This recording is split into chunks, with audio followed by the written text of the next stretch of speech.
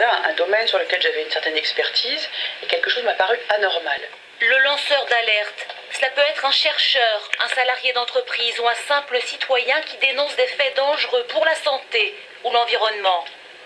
Irène Frachon a subi des pressions. Des intimidations des experts, des autorités de santé et des intimidations violentes, diffamatoires, calomnieuses, dénigrantes, agressives. Il y a quand même eu des moments où je me suis dit qu'est-ce que je fais et qu'est-ce qui va se passer, donc je me suis quand même posé des questions.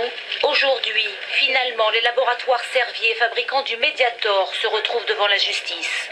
Pour ce chercheur, ce fut plus difficile, licencié quand il a voulu révéler dans un colloque la toxicité des éthers de glycol, solvant très utilisé, notamment dans les cosmétiques. On était en train de découvrir que ces substances étaient des substances toxiques pour la reproduction, vraisemblablement des cancérogènes.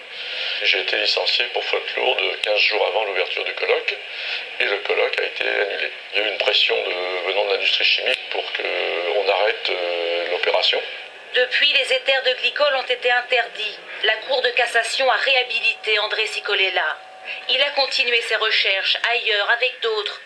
Il a obtenu l'interdiction du bisphénol dans les biberons, l'interdiction du perchloréthylène dans les pressings.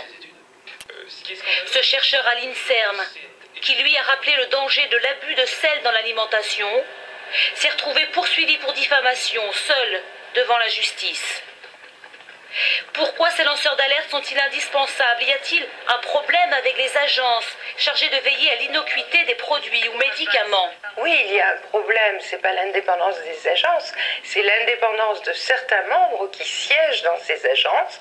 Et il y a un problème de contrôle rigoureux et d'actualisation des conflits d'intérêts. Pour protéger ces lanceurs d'alerte, des sénateurs réclament aujourd'hui une loi qui créerait aussi une autorité indépendante de l'expertise.